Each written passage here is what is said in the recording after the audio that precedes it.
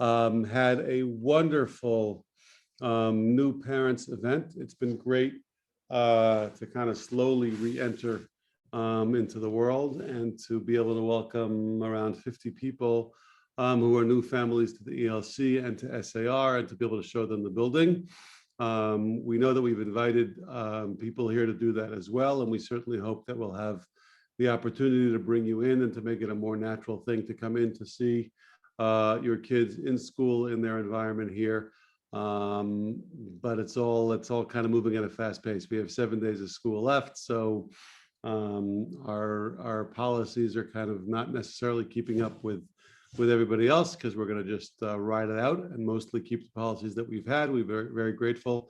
I mentioned Maggie before, Nurse Maggie and Esther and Russi, who have been on the front lines of the last 15 months. We're very, very grateful to you. And for those of you who have been on either the lower school town hall last week or the middle school town hall last night, I'm sorry that I'm the MC of all three. I'll try not to speak too much. And certainly certain things are going to be repetitive, but we hope, and we kind of designed these meetings with different departments of the school in mind to try to give you the information that is most relevant to your children. So please bear with us if, again, some of the things that we say are repetitive, but we're really going to try to focus tonight on the experience of the ELC. I want to open up. Yeah, actually, I noticed that, Becca. I don't know if I can do anything about it. Becca's telling me there's a glare on my face. It's like, I don't know. It is what it is. Thank you, Becca. I noticed it myself. And I'm just gonna stick with it. Okay. So we're very, very grateful. To be honest, nobody knew in September that we were going to make it to this point. To be able to say that we're approaching 170 school days is something that we can just say thank you to HaKadosh Baruch Hu and to everybody else who helped make that possible with their efforts, and we're just very, very grateful for that. And I will tell you personally that whether it's in the ELC parking lot or in the Academy parking lot, going out there in the mornings or the afternoons, even in June, and hearing that gratitude from parents who are like, wow, thank you for making this a normal year. It's something that we feel. We're very proud that we've been able to get to this point. And like I said, we're very, very grateful. The teachers are the heroes of this year, and have been the heroes of this year, coming into a very certainly uncertain and unprecedented situation after 3 months of Zoom last year, and really coming into school and not knowing exactly what to expect and just rolling with the punches. Kids are also the heroes of this year, because kids have been amazing. Really, kids have shown their resilience, which we know, but it's nice to see that kind of confirmed. And just, there've been plenty of restrictions. It hasn't been a normal year, but I've often said that it feels like, for kids at least, it's been more normal than not, So yeah, of course, COVID tests after vacations and quarantines on a dime, and those kinds of things that we wouldn't have considered normal last year, but the bottom line is they've been coming to school every day, and the teachers have showed up every day, and we are very, very grateful to have gotten to this point. Yes, Halo, thank you, Michael. We'll take it. We want to, normally around February time is when we start. The administrative team, I think, starts to think about next year. That's kind of the normal cycle of the year. We try to not, run away with it, and we try to think about the kids that are in front of us until the very last day. But at the same time, we are thinking about what school is going to look like next year, what classrooms are going to look like next year, what the schedule is going to look like next year, and especially in a year like this. Although it's been interesting, I would say that, when you talk about going back to the basics, it's almost like everybody became like the ELC, right? Having focused classes, having teachers spend more time with a smaller group of kids. That's been natural for the ELC and maybe less natural for the lower school and for the middle school. But the changes have been, the differences have been in different kinds of ways for everyone. So while last night I spoke to the middle school about how we're trying to figure out what the silver linings were for this year and what we're going to keep even in a 7th grade or in an 8th grade.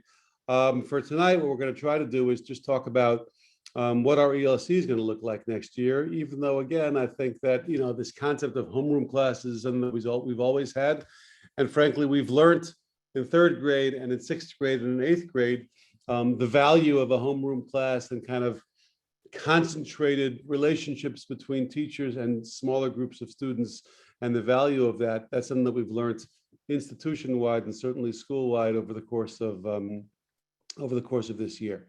But one of the things, whether you call it silver linings or new normal or whatever else your kind of phrase of the day is, we've certainly talked about, okay, what have we learned over the last 15 months? What have we actually liked this year that we were forced to do, or that we were maybe even allowed to do quickly because the situation forced us to do it, but that we're not going to just kind of snap back into where we were previously, but we've actually learned from that.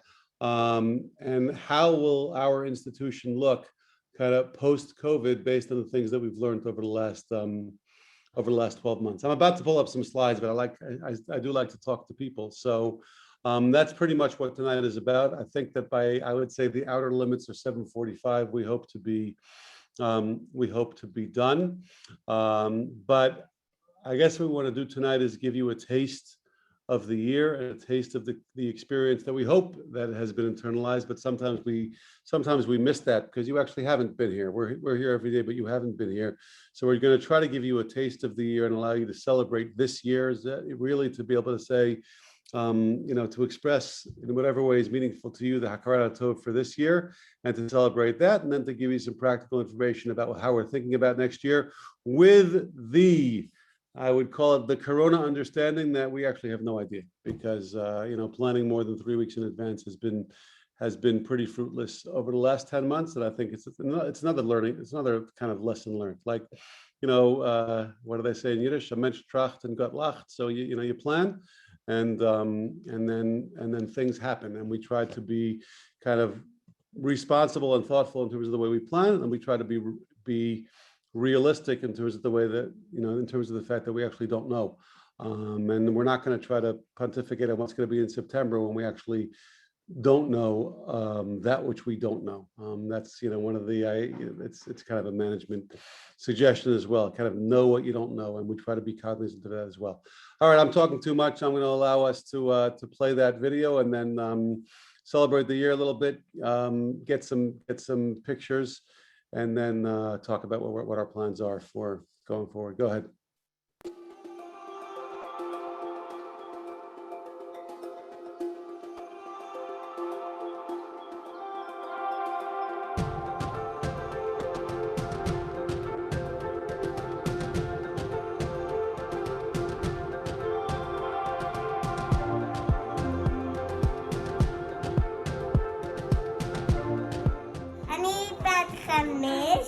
במשפחה שלי יש אמא, אבא, אחות גדולה ישראלה ואח קטן.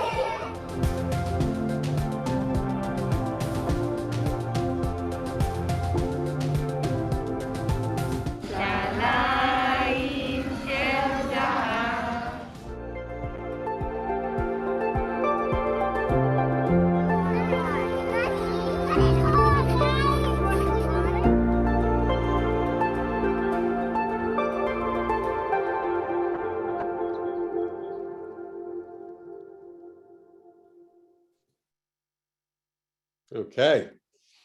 You know, when I did the lower school town hall last week, I came into school the next day, and the fifth graders. I love seeing kids here. That's what I was just noticing. So great. Invite the whole family. This is, you know, if this works, I'm happy that the whole family is here. And the fifth graders gave me so many pointers. It was really great. So I look forward to feedback from the ELC students tomorrow. Let's share some slides just to give you some visuals for the things that we're talking about tonight. And again, we're going to try to stick to our time and have you free by 7:45. Hi. 1 second. Alana, I can't switch to the next slide. Oh, okay, I think we're good. Okay, so first of all, I want to just express my hakarat tov to the ELC leadership tonight. Alana and Shoshana are here. Alana, our ELC director, Shoshana, our psychologist. You know these faces. I was just introducing them to the new families, but I am so grateful for what they bring. I come down, you guys see this every day. I mean, you come down to the ELC parking lot every day.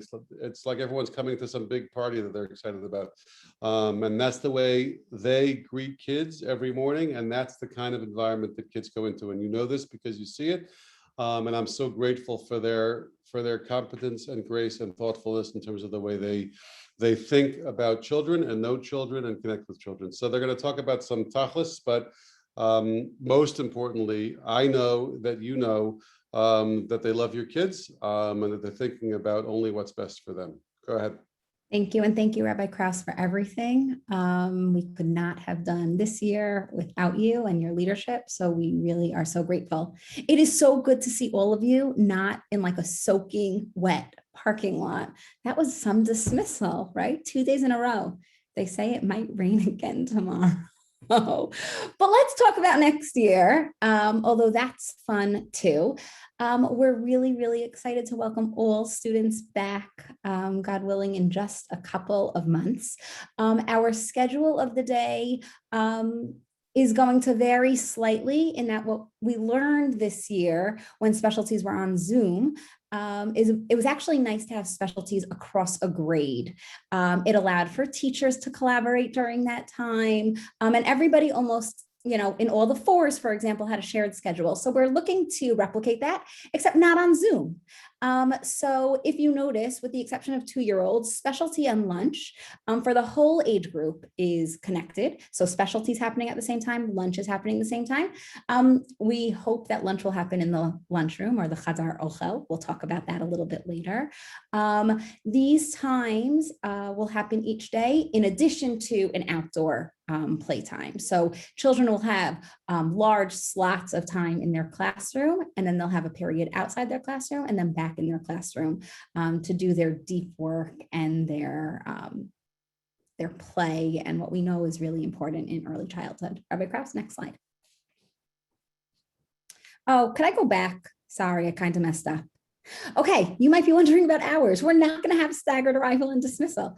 We are going to be in school from 8 to 3 every single day. We hope that drop-off will be able to begin at 7:45. That's pending whether or not we're allowed to gather as an ELC, not by class. If we are allowed to mix groups together, we'll be able to have drop-off or offer drop-off at 7:45.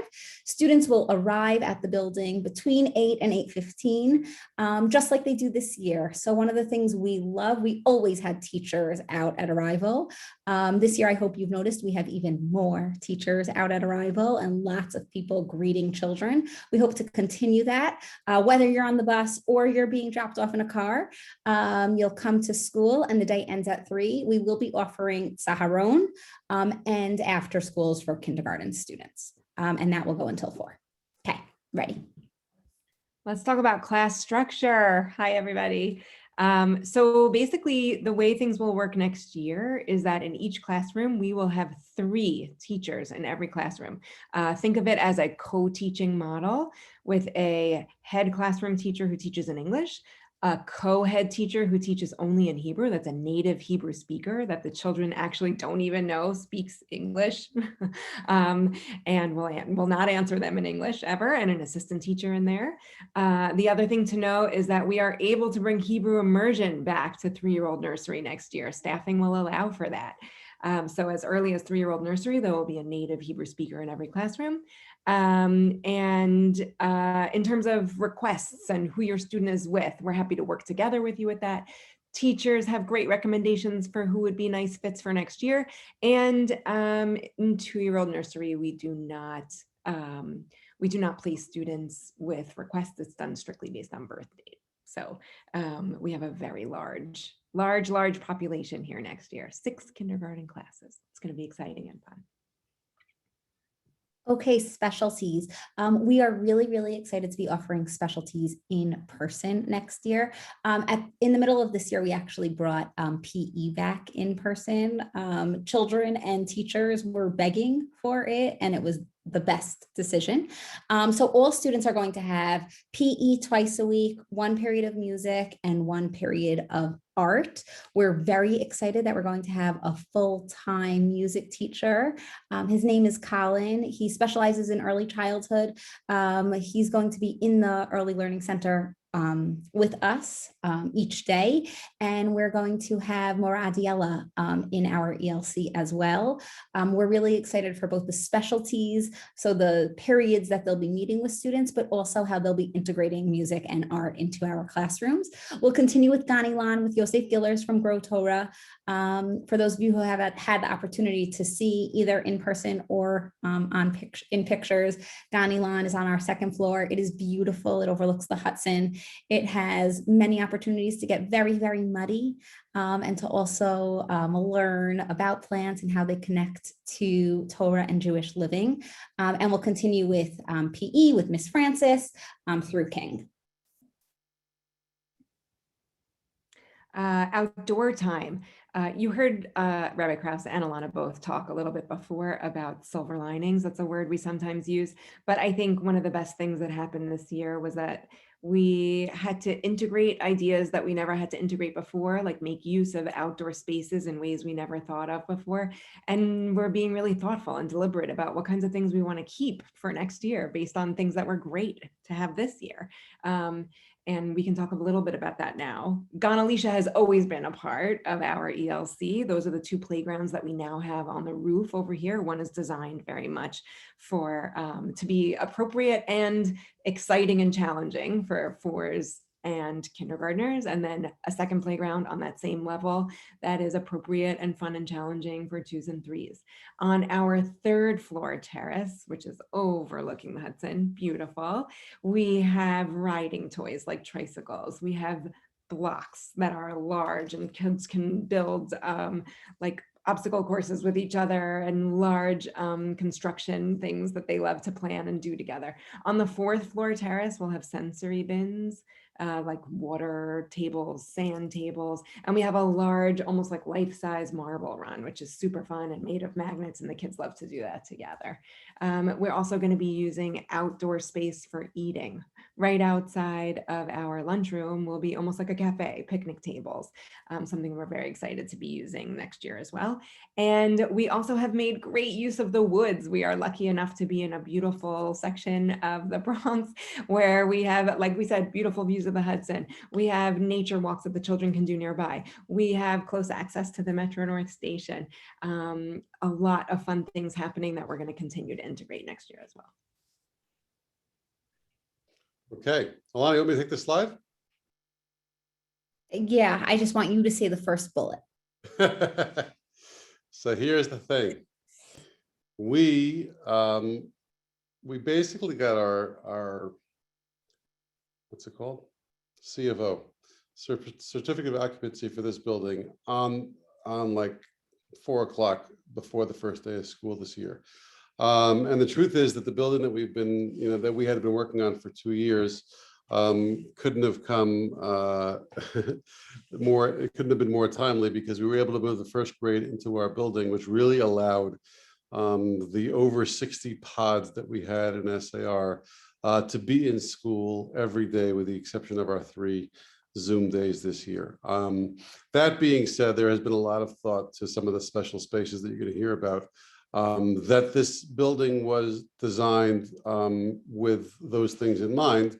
And I would say we're very, very hopeful that those things will come to fruition over the course of the next year. We are planning on moving our first grade back into the big building. I don't want to say they've overstayed their welcome, but we're certainly happy to be using those spaces for some of the things that you see here, which is Alana is going to talk about. Over the course of the last 10 years, we've actually really expanded both the middle school, and the ELC, not because we were trying to increase our numbers. We are, thank God, communally, we call this a good problem, right? We have wait lists in most of our grades. We are very full, but it is a problem and it is a challenge. But we're going to probably have close to, I would say, 970 students between 2-year nursery and 8th grade next year. And now we'll be able to really avail ourselves of the spaces that Alana and others have envisioned over the course of the last couple of years to really make this space very special. So I'm very hopeful that that's going to happen. We're certainly planning for that. And Alana, why don't you talk about some of the things that you've been thinking about for a while? Great. So many of you have had a peek certainly into our cellar floor. We call it floor 0. In the back of that space where we have the family wall, there's also stadium seating. We look forward to the time where we could gather as a whole ELC in the morning to start our day together. That might not happen in September, but we can't wait for it to happen. There we'll start our day as a community and then go to our smaller communities in our classrooms. Shoshana mentioned the ELC lunchroom. The outside, we have an outside and inside space, which we hope to have lunch in by grade next year. 2-year-olds will likely start to have lunch in their classrooms. And then as they transition into the year and feel more comfortable in that space, they'll begin to learn other spaces like the lunchroom too. We have the imagination playground. You got to see it in the video, those big blue blocks. They are beloved by everyone. I hope you hear about them from your children. We will continue to have that space. And we have a tinker space that's being used currently. There children cook, bake, and use loose parts. But what we'll be adding in the first grade space is an indoor play space and a sensory space. Those spaces are going to be used by all students in the ELC, not only if you have an IESP, but they're meant for children to be able to get sensory experiences and have gross motor opportunities in the building. Just because I remembered it, Shoshana, if anybody has new IEPs or updated IEPs that we might not have, please send them our way so that we could plan for next year effectively. Transportation. So we hope to have more busing back, right, Rabbi Krauss? Transportation, yes, absolutely. Go for it. There's nothing to say. You'll get the information in the mail. We hope to have fewer restrictions than we had this year. You got the information in the mail. Whether if you're on district busing, then that's obviously dependent on the district. But again, we even had district busing this year. So the truth is, if you're living in Riverdale, that was a possibility. But I imagine that more people avail themselves of it. Alana, you can just talk about it for those of you that don't know, although most of you do. If you're on the buses where you have supervision or car seats, etc., we'll make sure that continues to happen. And I hope that you have felt, obviously, if you're not dropping your kids off in the morning and putting them on a bus, you obviously want to feel confident in the system, whether it's our office here or Seth Botnick, who sits in the main building but has been responsible for transportation. I hope that you have felt that that the communications have been clear and that the service has been safe and good and communicative, etc. So I hope that will continue to be the case. And I hope that if it's not, you will make sure to let us know and that we will be responsive. Alana, did I miss anything? No, you got it all. The one thing that's really important is that, as a reminder, when your child comes on a bus, he or she is welcomed and greeted by ELC teachers, brought to their classrooms until they learn their routine and they feel that they could do it independently. And the same is true of dismissal. Food.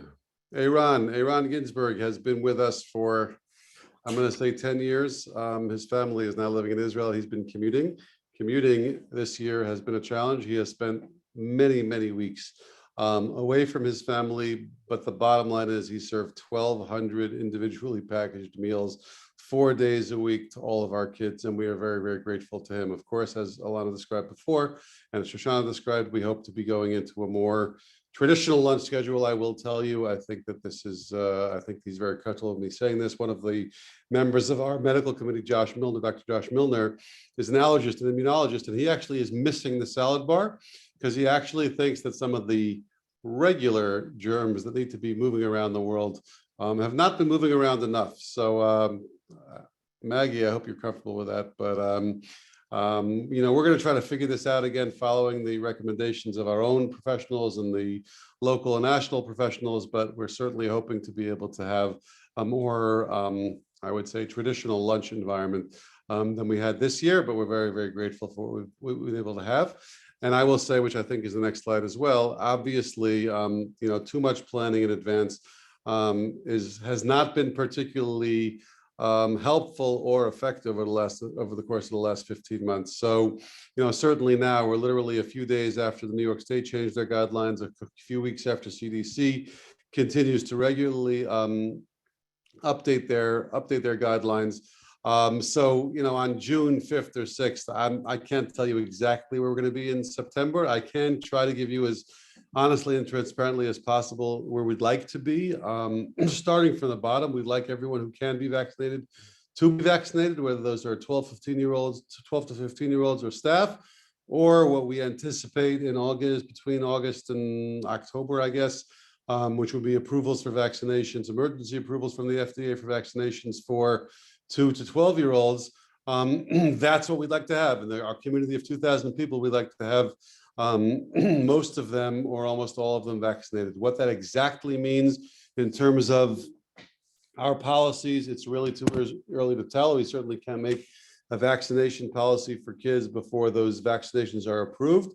But I will certainly tell you that the direction is that we want to have, just like we've had with other vaccines, measles or other things, we'd like to have a community that is vaccinated, because that is something that is good for everyone. And we really rely on each other to make that community a safe community. Whether that translates into kids being masked or not being masked before those vaccinations are in effect, I do not know.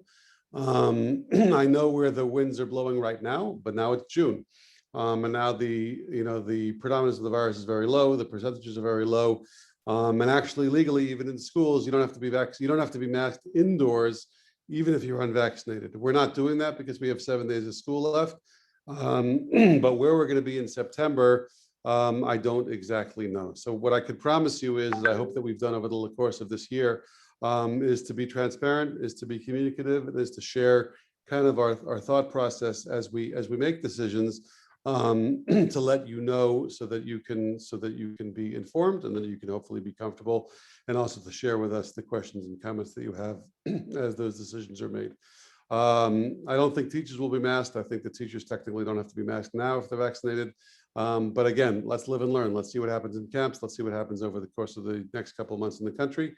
And we'll know more when we get closer, but we promise to let you know. We're going to be here for the month of July. Our administrative team, our business office, we're going to be here in July. I don't know the exact dates, but roughly, I think through July 29th, we're pretty much around. And then you can expect to hear less from us between like August 1st and August 20th. But you'll receive communications from us. You'll be hearing from us. And we'll also be here to answer the questions and comments that you have as school ends and we start really planning in earnest for next year. Go ahead. Okay. So I'm not sure anyone looked at the calendar. If you haven't, don't. But if you have, Rosh Hashanah is very early. It is Labor Day-ish. So we are going to be starting school before Labor Day. And we hope to have our transition days prior to that, so that we could come into school after Rosh Hashanah and start and stop again. But let me give you some information. We're going to have our 10-minute meetings on Thursday, September 2nd. Again, we offer them by phone, but our recommendation is to do them in person, just in case you forgot, because last year was a little different. You have an opportunity to come into the classroom with your child. Teachers are there. The teacher has the opportunity to meet your child, engage, and you have an opportunity to tell the teacher everything they need to know before they start working and learning and connecting with your child. Then on Friday, which is a short day, kindergarten is going to be in school full day, but 2s, 3s, and 4s are going to be there for shorter. So I think it's something like 8:45 to 10:15 and 11 to 12:30, but don't worry, you'll get all that information over the summer with exact times. And then after Rosh Hashanah, we hope to have full days for everybody.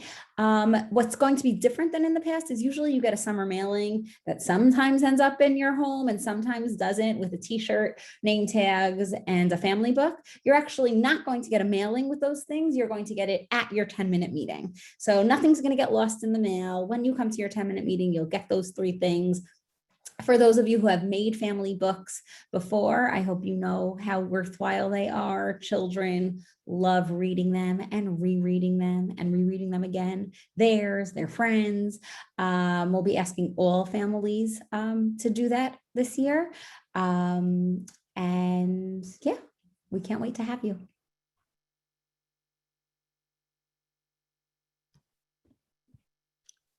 I know. Well, you don't want me to talk about this. I'm not going to do a good job. I'm doing it. I learned how to unmute, thankfully, after 1,800 months of doing this.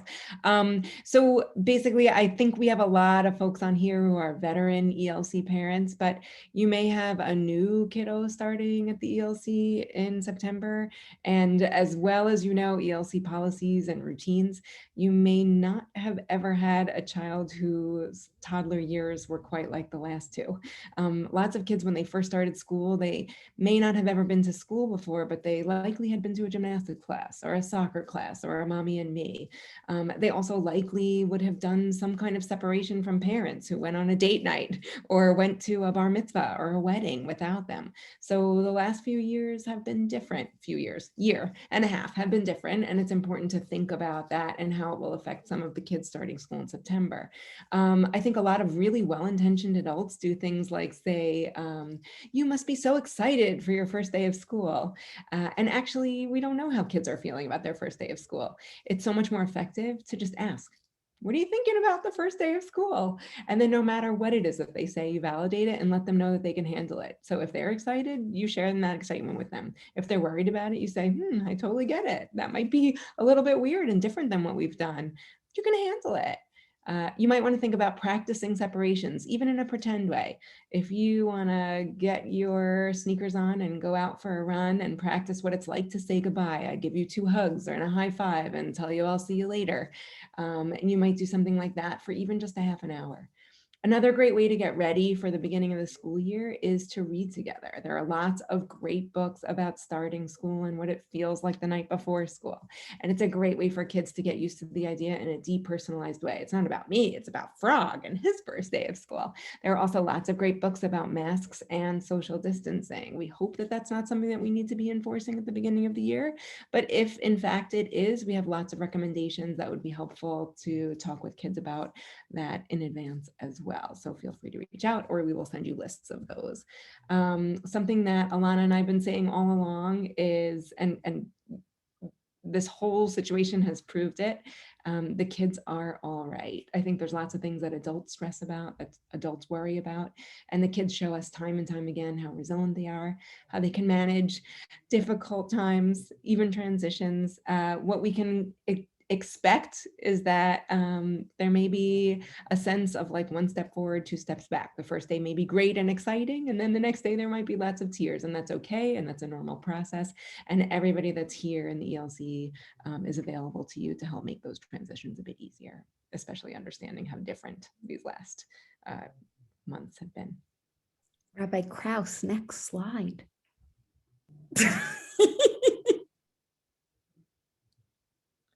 Oh, just some really like practical and logistic things to think about.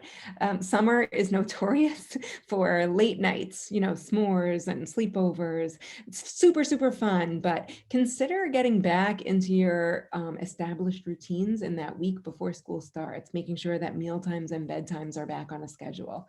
You also might want to think about connecting virtually or in person with familiar peers.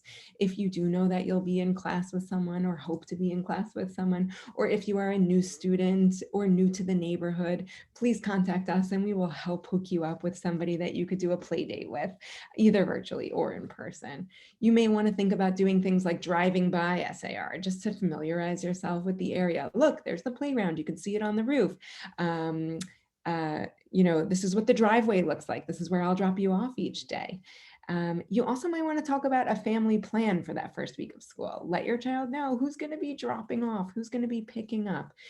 There are some kids who are not used to wearing masks. And so you're going to want to do some reviewing what it's going to be like when I go to school. This is my backpack. I have to wear a mask. Let's practice wearing a mask. Hopefully we won't have to, but if that is something that will have to happen, then we will practice. Practice really makes perfect, especially if it's something that they're not used to. I guess it doesn't make perfect, but it makes better and more comfortable. The other thing to really think about is that it would be important for all of us to maintain positive and optimistic frameworks. And what that means is, because we talked about validating what kids are actually feeling, they may be feeling things like this is uncomfortable, or I'm not looking forward to it, or I wish it could be summer forever, or I wish I didn't have to go to school. And you can say, yeah, I get it, but you've got this. You might feel like this is going to be uncomfortable or different, but you can manage it. And you talk about ways to help and ways in which they can prove to themselves, like they have many times in the past, that even when something is hard or difficult or challenging, that they've got it. Thank you, Alana, and I got it. Alana and Shoshana. And I mean, just a couple of things that came to mind, but I want to be true to the 7:45 and allow you to ask your questions, although I've seen none in the chat so far, so please feel free to populate that and we could try to respond to your questions. Obviously, you know, one of the things that I've spoken to the other groups about over the last week has been what we've learned in terms of the technology. Obviously, using Zoom for meetings like this is something that we think is just productive. I'm not sure that 80 devices, 150 people would come out for you know, a meeting, but this is obviously to log on for 30 minutes and to get some information is certainly something that has been useful. Coffee with a principal used to be pretty unpopular, but now, even though we don't provide the coffee, more people are coming, or parent-teacher conferences, or things that you know, allow us to connect, even though we can't take the time to be here in person. Obviously, using, you know, with the rest of the world, trying to figure out where we don't want to, so to speak, cut corners. And we want to make sure that relationships and conversations are held in person. That's something that we're going to be trying to you know, make the good judgments about together with you, and also solicit your feedback as we, you know, together with schools and places of work and schools, etc., try to figure out what, you know, what education in the kind of post-pandemic world looks like. But we're very excited. We're very excited for it. We're very grateful to you for believing in us and for believing in us with your kids, especially at a time where we've all been challenged with anxiety. I see a number of people here who are definitely not parents, teachers who did not have to be here, but took the time to be here tonight. So thank you. I'm not going to name you because I'm going to miss people, but we are very, very, very grateful to you for all that you do for our kids. I want to say again, I started with this, but some of you weren't on yet. Nurse Maggie has been a true hero for all of us. She's still doing COVID testing today. I'm like, wow, we're still doing okay, great.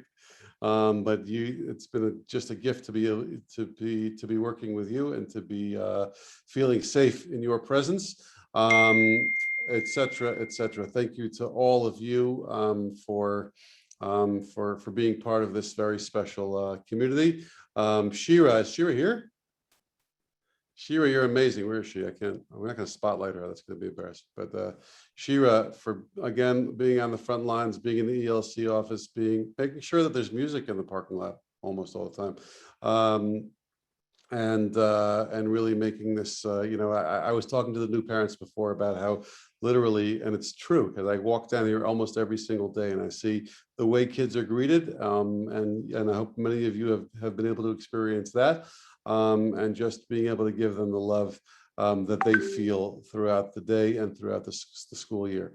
I can't say that we're not excited to have some quieter time around here. It's been a long year. We're looking forward to the next 7 or 8 days of school, and we wish you a wonderful, wonderful summer. And we promise you that we will be in touch.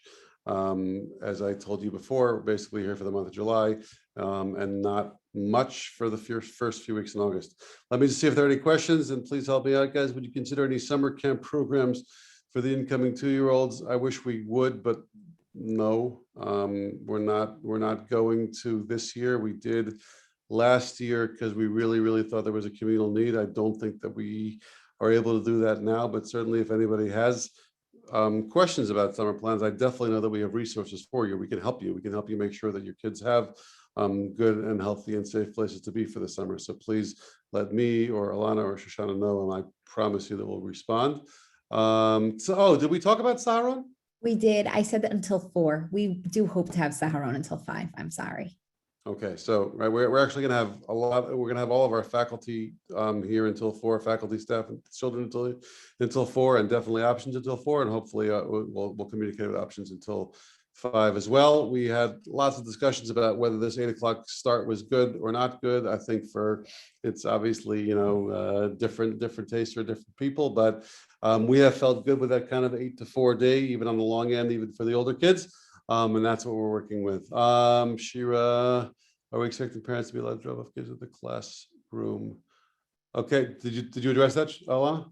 We actually hope to welcome parents back into the building formally and informally. So if you either want to walk into the building because you're by foot or because you're brave enough to find a parking spot, we would love you to come drop your children off in the classroom.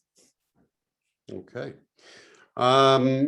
That is basically it. For those of you who have been to 3 town halls, kol hakavod, I am grateful and impressed, and hope that you've learned different things, over the course of the different nights. To Alana and Shoshana, thank you very, very much for doing this and for being so thoughtful about everything that you do. And to all of you, we'll be in touch. We'll see you over the next week or so. And we wish you a wonderful, wonderful summer. Thanks for everything. 3 Town Hall Club. All right, let's see who else is in that.